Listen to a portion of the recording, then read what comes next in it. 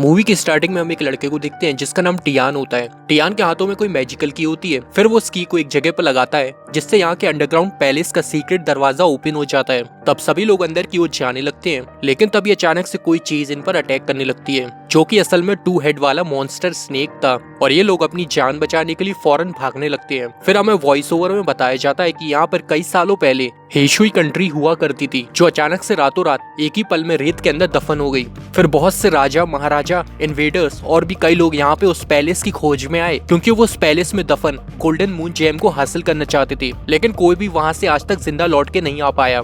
फिर हम एक छोटे से टाउन को देखते हैं जहाँ अपना टियान कुछ लोगों को कहानियां सुना रहा था, और अब इसका पालतू पेट ब्रूनो भी मेडिसिन लेकर आ जाता है, जिसके बाद टियान की छोटी बहन जोई उसे उबालने जाती है। लेकिन इसी दौरान उसका आदमी आकर बताता है रेस्टोरेंट में कुछ अजीब हो गया है। ये सुनते ही टियान और जोई फौरन उस जगह पहुंचते हैं जहाँ अचानक से लोग इन्फेक्शन का शिकार होने लगे थे। उनकी हालत बहुत खराब होने लगी थी और मर भी रहे थे। टियान और जोई के लिए सब काफी अजीब था। फिर टियान इस इन्फेक्शन के बारे में ढूंढता है और पता चलता है कि ये तो प्लेग बीमारी है जो तेजी से फैल रही है। लेकिन तभी जनरल फैंग अपने आदमियों के साथ यहाँ पर आ जाता है, और साथ में उसके हुआंग नाम का एक आदमी भी होता है। हुआंग रिवील करता है ये प्लेग सिर्फ गोल्डन मून जेम से ही ठीक हो पाएगा। ये सुनकर टियान कहता है कि लेकिन मैं तो इसके बारे में कुछ भी जानता नहीं हूँ। तब हुआंग इविल स्माइल देकर बोलता है कि मैं जानता हूँ तुम दोनों भाई बहन कई महीनों से चैंग को ढूंढ रहे हो, और चैंग को ढूंढने में मैं तुम्हारी मदद कर सकता हूँ। इसके बाद वो इन दोनों को इनके मास्टर का एंशिएंट ब्रेसलेट दिखाता है, जिसे देख दोनों परेशान हो जाते हैं। जनरल फैंग उनसे कहता है कि मैं सब जानता हूँ, तुम सब पहले उस एंशिएंट पैलेस में गए थे, इसलिए अब तुम्हें गोल्डन मून जेम को खोजना होगा, नहीं तो इस टाउन के सारे लोग तड़प तड़प कर ऐसे ही मरते जाएंगे, और इसके जिम्मेदार तुम दोनों भाई बहन होगे।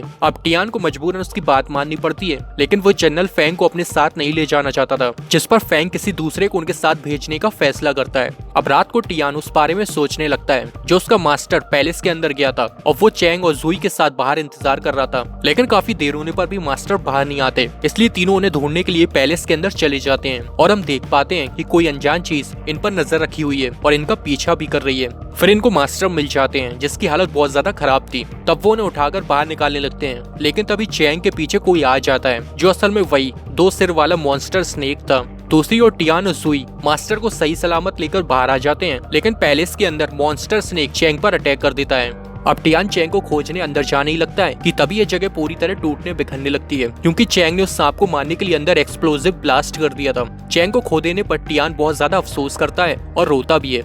इसलिए टियान दोबारा उस पैलेस में नहीं जाना चाहता था, क्योंकि वो पहले ही चैंग को खो चुका था और अब जुई के साथ ऐसा नहीं कर सकता था। लेकिन जुई उसकी बात नहीं मानती और वो भी उसके साथ जाने का फैसला करती है। अगली सुबह ये लोग पैलेस के खोजने की तैयारी करने लगते हैं, जहाँ जनरल फैंग अपनी बेटी निया को उनके साथ जाने के लिए भेजता है। लेकिन इसी वक्त कोई चीज उनको फॉलो करने लगी थी, और ये चीज निया को भी महसूस होने लगी थी कि कोई उन्हें देख रहा है। रास्ते में चलते वक्त टियान निया को करीब से नोटिस करता है, और उसे ऐसा फील होता है कि वो उसे पहले से जानता है, कोई रिश्ता है उसका उससे, और वो जोई को भी इस बारे में बताता है। लेकिन जोई उसे फैंग की बेटी से दूर रहने के लिए सलाह देती है। टियान को ये बात समझ नहीं आ रही थी कि आखिर जनरल फैंग ने अपनी बेटी को ऐसी खतरनाक जगह पर क्यों भेज दिया। तभी हमें रिवील होता है कि फैंग भी उन्हें ऊपर ऊपर से फॉलो कर रहा है, क्योंकि वो किसी भी कीमत पर गोल्डन मून जेम को हासिल करना चाहता है और इसकी पावर्स का यूज करके वॉर जीतकर दुनिया पर राज करना चाहता है। अब ये सभी लोग काफी देर से सफर कर रहे थे और लगातार आगे बढ़ते जा रहे थे। फाइनली रात होने पर एक जगह पर टेंट लगाकर रुकते हैं। फिर जब निया नींद में होती है तो उसे अपने विजन्स में बचपन में हुई घटना दिखाई देती है, और अब निया की आंखें चेंज हो गई थी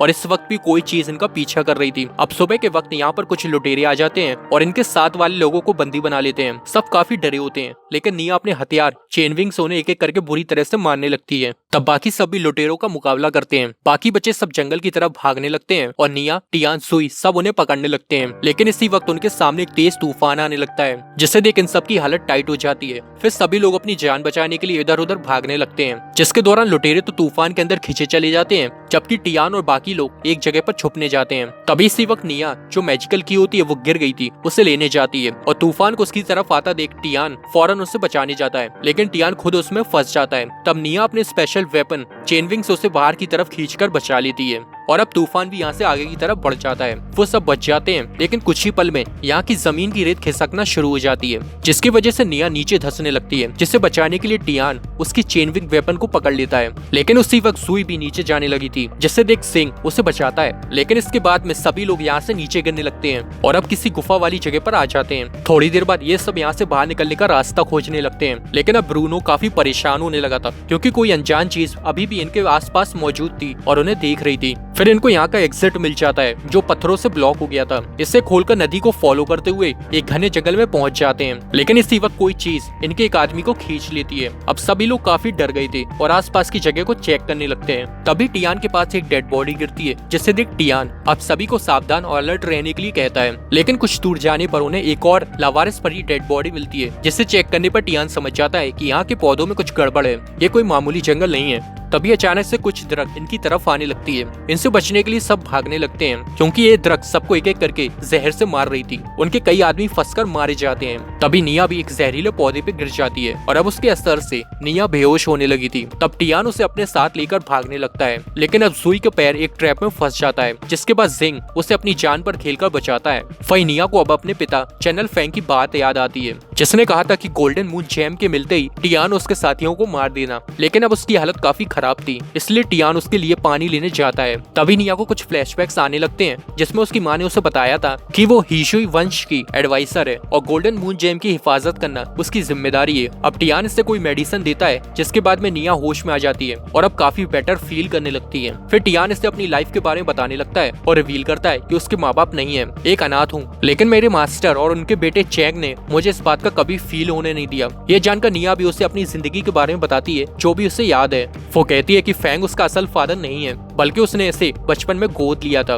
वो भी उसी की तरह एक अनाथ ही है। इसके बाद टियान उसे अपनी बचपन की दोस्त योंगुई के बारे में बताने लगता है, जिसको देखते ही स्नेक बिल्कुल शांत हो जाते थे। लेकिन एक दिन अचानक से इनके टाउन में आग लग गया था और उसकी दोस्त योंगुई उसे छुपाकर अपनी माँ को ढूंढने चली गई थी, जिसके बाद में वो अपनी फ्रेंड से कभी नहीं मिला। पता नहीं वो कहाँ चली गई। तब रिवील होता है कि निया और कोई नहीं, उसकी बचपन की फ्रेंड ही है। उसका असली नाम योंगुई है। लेकिन जनरल फैंग भी अब यहाँ पर आ गया था और उसने जुई को बंदी बना लिया था। जिंग भी चाहकर भी कुछ नहीं कर पाता, क्योंकि वो जनरल फैंग के लिए काम किया करता था। इसलिए सभी लोग फिर से आगे बढ़ने लगते हैं। लेकिन अब आगे एक नदी आ जाती है, जिसमें कुछ पिलर लगे हुए थे। फिर एक आदमी इसको चेक करने के लिए जाता है, लेकिन वो अपना बैलेंस खोने के कारण नदी में गिर जाता है और एक झटके में ही उसका शरीर कंकाल में बदल जाता है। लेकिन अब जुई पहचान जाती है ये फ्लाइंग सर्पेंट फॉर्मेशन है और ये सभी पिलर उसी के अकॉर्डिंग अरेंज किए गए हैं। एक पजल है और हमें आगे बढ़ने के लिए इसे सॉल्व करना होगा। फिर जुई उसे गाइड करती है और टियान उसे फॉलो कर सही पिलर पर जंप लगाते हुए आगे बढ़ने लगता है। लेकिन अब आगे का पिलर ज्यादा डिस्टेंस पर था। ये देख निया उसकी मदद करने आती है और अब दोनों मिलकर एक दूसरे का सहारा बनकर आगे बढ़ने लगते हैं। लेकिन लास्ट पिलर पर डिसबैलेंस होने की वजह से टियान गिरने की पोजीशन में आ जाता है